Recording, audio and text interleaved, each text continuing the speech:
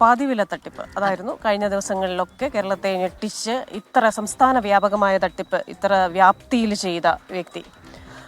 അപ്പോൾ പാതിവില തട്ടിപ്പ് കേസിൽ പ്രതി അനന്തകൃഷ്ണന്റെ ചോദ്യം ചെയ്യൽ നിന്നും തുടരുകയാണ്. പ്രതിയുടെ കയ്യിൽ നിന്ന് പിടികൂടിയ ഐപാഡും പരിശോധിക്കും. ബാങ്ക് അക്കൗണ്ട് ഇടപാടുകൾ സംബന്ധിച്ച് പ്രതിയിൽ നിന്ന് കൂടുതൽ വിശദാംശങ്ങൾ ചോദിച്ചറിയും. മൂവാറ്റുപുഴ ഡിവൈഎസ്പി അടക്കം പ്രതിയെ ചോദ്യം ചെയ്യുന്നതിന് ഇന്ന് സ്റ്റേഷനിലെത്തും. അനന്തകൃഷ്ണൻ തട്ടിപ്പിലൂടെ പിരിച്ചെടുത്ത കോടിക്കണക്കിന് രൂപ എങ്ങനെയാണ് ചെലവഴിച്ചതെന്നും എവിടെയൊക്കെ പണം നിക്ഷേപിച്ചിട്ടുണ്ട് എന്നുമുള്ള വിവരങ്ങൾ പ്രതിയിൽ നിന്ന് പോലീസ് തേടും. പോലീസ് കണ്ടെത്തിയ ഭൂമി ഇടപാടുകൾക്കപ്പുറം കൂടുതൽ ഭൂമിയും കെട്ടിടങ്ങളും വാങ്ങിയിട്ടുണ്ടോ എന്ന വിവരവും പ്രതിയിൽ നിന്ന് ചോദിച്ചറിയും. ഇന്നലെ രാത്രി ചോദ്യം ചെയ്തപ്പോൾ കൂടുതൽ വിവരങ്ങൾ വെളിപ്പെടുത്താൻ പ്രതി വിസമ്മതിച്ചതായാണ് പോലീസ് ഉദ്യോഗസ്ഥർ പറയുന്നത്. ഇന്ന് നടക്കുന്ന ചോദ്യം ചെയ്യലിൽ മൂവാറ്റുപുഴ ഡിവൈഎസ്പിയും പങ്കെടുക്കും. നാളെ പ്രതിയെ തട്ടിപ്പ് നടത്തിയ സ്ഥാപനത്തിന്റെ ഓഫീസിൽ ഉൾപ്പെടെ എത്തിച്ച് തെളിവെടുപ്പ് നടത്താനും പോലീസ് നീക്കമുണ്ട്. കസ്റ്റഡി കാലാവധി തീരും മുൻപ് പ്രതിയിൽ നിന്ന് പരമാവധി തെളിവുകൾ ശേഖരിക്കാനാണ് പോലീസിന്റെ തീരുമാനം. 24 കൊച്ചി. അപ്പോൾ ഈ വാർത്തയുടെ വിശദാംശങ്ങളുമായി വിഷ്ണു സുരേഷാണ് നമ്മോടൊപ്പം ചേരുന്നത്. Vishnu, very good morning. അപ്പോൾ ഈ കാര്യത്തിൽ ഒരുപാട് ചോദ്യങ്ങൾക്ക് ഉത്തരം കിട്ടേണ്ടതായിട്ടുണ്ട്. എന്തുകൊണ്ടാണ് ഇത്തരത്തിലൊരു സംസ്ഥാന വ്യാപകമായ തട്ടിപ്പിൽ പലരും പെട്ടുപോയത്? എന്തുകൊണ്ടാണ് ഉന്നത നേതാക്കൾ ഇതിൽ വന്നത്? ആരൊക്കെയാണ് ആ ഉന്നത നേതാക്കൾ? അവർ അബദ്ധം പറ്റി വന്നതാണോ അതോ ഇതൊക്കെ അറിഞ്ഞുകൊണ്ട് വന്നതാണോ? ഇങ്ങനെയൊക്കെ ഒരുപാട് ചോദ്യങ്ങളുണ്ടല്ലോ. അപ്പോൾ ഇന്ന് എന്താണ് ഇതുമായി ബന്ധപ്പെട്ട് നടക്കാൻ പോകുന്നത്? ക്രിസ്റ്റീന, ഈ തട്ടിപ്പിന്റെ കാണാപ്പുറങ്ങൾ തേടുകയാണ് അന്വേഷണ സംഘം. അതിൽ പ്രധാനമായും ഇന്ന് നടക്കുക അനന്തകൃഷ്ണന്റെ ചോദ്യം ചെയ്യലും തെളിവെടുപ്പുമായിരിക്കും.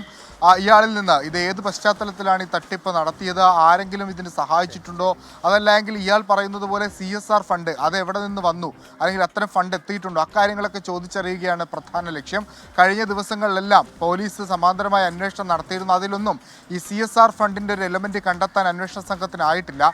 ഇയാളുടെ ബാങ്ക് സ്റ്റേറ്റ്മെന്റുകൾ പരിശോധിക്കുമ്പോഴും അത്തരത്തിൽ ഒരു കമ്പനിയും CSR കൈമാറിയതായി കാണുന്നില്ല. അതുകൊണ്ട് തന്നെ ഇത് ആളുകളെ കബളിപ്പിച്ചുകൊണ്ട് നടത്തിയ ഒരു തട്ടിപ്പ് എന്നതിനപ്പുറത്തേക്ക് മറ്റു മാനങ്ങളില്ല എന്നാണ് പോലീസിന്റെ പ്രാഥമികമായ നിഗമനം. അതിലേതെങ്കിലും തരത്തിൽ രാഷ്ട്രീയ നേതാക്കൾക്ക് പങ്കുണ്ടോ എന്നൊരു അന്വേഷണം നടത്തുന്നുണ്ട്. പക്ഷേ അവരുടെ പടങ്ങൾ ഉപയോഗിച്ച് ഇയാൾ അത് ദുരുപയോഗം ചെയ്തു എന്നുള്ളതാണ് പോലീസ് വിലയിരുത്തുന്നത്. പക്ഷേ PN രാധാകൃഷ്ണനെ പോലുള്ള ആളുകളൊക്കെ ഇയാളുടെ പരിപാടിയിൽ നിരന്തരം സാന്നിധ്യമായിരുന്നു. അപ്പോൾ അവർക്കൊക്കെ ഏതെങ്കിലും തരത്തിലുള്ള പങ്കുണ്ടോ, ഈ പൈസ തട്ടിപ്പ് പണം അവരുടെ അക്കൗണ്ടുകളിലേക്കൊക്കെ എത്തിയിട്ടുണ്ടോ എന്ന് വിശദമായ അന്വേഷണം പോലീസ് ഉറപ്പായി നടത്തും. പക്ഷേ നിലവിൽ നടത്തുന്നത് അനന്തകൃഷ്ണനെ കേന്ദ്രീകരിച്ചുള്ള അന്വേഷണം തന്നെയാണ്. ഇയാളുടെ സ്വത്ത് വിവരങ്ങൾ, ഈ എത്തിയ പണം എങ്ങോട്ടേക്ക് വകമാറ്റിയിട്ടുണ്ട്, എന്തെല്ലാം കാര്യങ്ങൾക്ക് ഉപയോഗിച്ചു, കൂടുതൽ തട്ടിപ്പുകൾ എവിടെയൊക്കെ നടത്താൻ ഉദ്ദേശിച്ചിരുന്നു, അക്കാര്യങ്ങളൊക്കെയാണ് പരിശോധിക്കുക.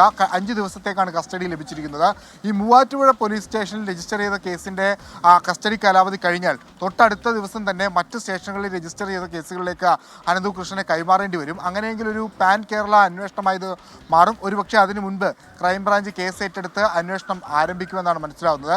ഇതുവരെ ഏകദേശം 23 പരാതികളാണ് സംസ്ഥാനത്തുടനീളം രജിസ്റ്റർ ചെയ്തിരിക്കുന്നത്. അതുമായി ബന്ധപ്പെട്ട് വിവരശേഖരണം സംസ്ഥാന തലത്തിൽ തന്നെ ആരംഭിച്ചിട്ടുണ്ട്. കൂടുതൽ കേസുകൾ ഇന്നും രജിസ്റ്റർ ചെയ്യാനുള്ള സാധ്യതയുണ്ട്. ഒരുപക്ഷെ സമീപകാലത്ത് കേരളം കേട്ടിട്ടുള്ള ഏറ്റവും വലിയ തട്ടിപ്പ് തന്നെയായിരിക്കും ഇത്. 1000 കോടി എന്നാണ് പ്രാഥമികമായി വിലയിരുത്തുന്നത്. പക്ഷേ അതിൽ കൂടുതലിലേക്ക് പോകാനുള്ള സാധ്യതയാണ് നിലവിലുള്ളത്. ക്രിസ്റ്റീന.